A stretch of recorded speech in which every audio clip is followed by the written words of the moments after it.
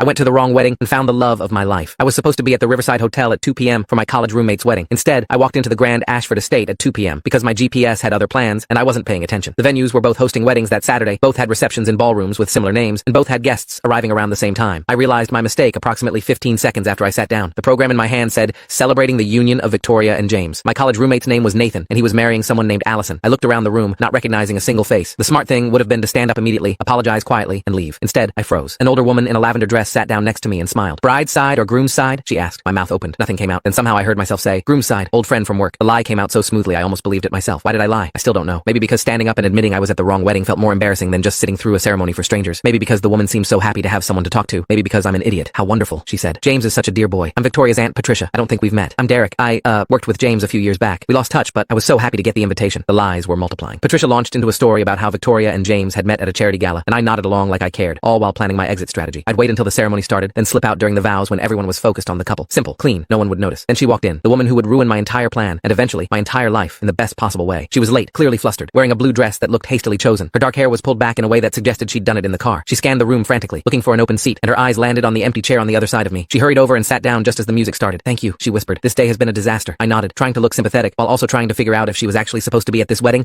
or if she was another lost soul like me. Patricia leaned forward and smiled at her. "Hello, dear. I'm Patricia, Victoria's aunt. Are you with the bride or groom?" The woman's eyes went wide for just a fraction of a second. "Groom's side, old friend." The exact same lie I'd told. Patricia beamed. "How lovely. This is Derek. He also knows James from work." The woman looked at me. I looked at her. We both knew. We were both at the wrong wedding. The ceremony began, and we sat there in mutual silent panic. I could see her gripping the program so tightly, it was wrinkling. Her leg bounced nervously. Every few seconds, she'd glance toward the exit, then back at the couple at the altar, then at me. I was doing the same thing. We were trapped. Getting up now would draw attention. Patricia would ask questions. People would turn and look. It felt easier to just sit through it and leave during the reception when things got chaotic. Except, the ceremony was beautiful. Despite being for two complete strangers, despite the absurdity of the situation, it was genuinely moving. Victoria cried during her vows. James's voice cracked when he said, "I do." The officiant told a story about love being found in unexpected places, and the woman next to me let out a small, almost silent laugh. I glanced at her, and she was shaking her head, her hand covering her mouth. After the ceremony, everyone stood and started moving toward the cocktail hour in an adjacent room. The woman grabbed my arm. "We need to leave, right now." "Agreed. Let's just—" Patricia appeared beside us. "You two should come take photos with the wedding party. James would love to see his old friends." "Oh, we couldn't possibly intrude," the woman said quickly. "Nonsense. Come along." Patricia started herding us toward where the wedding party was gathering, and we found ourselves being pushed into a group of about 30 people, all lining up for photos. The photographer was organizing everyone by relationship to the couple. "Okay, bride's college friends over here, groom's work colleagues here, family in the middle." The woman and I exchanged panicked looks. We ended up standing in the back row of a large group photo, both of us trying to look natural while internally screaming. The photographer took several shots, and I knew somewhere in the future, Victoria and James would look at their wedding album and see two complete strangers in their photos. After the photos, we finally managed to slip away from Patricia and meet near the entrance to the cocktail hour. "I'm Natalie," she said, "and I'm supposed to be at a wedding at the Riverside Hotel right now." "Derek, same. My college roommate Nathan is getting married, and I'm apparently at the wrong venue entirely." She laughed, a real laugh that made her eyes crinkle at the corners. "How did you end up staying? I saw you were already seated when I got here." Full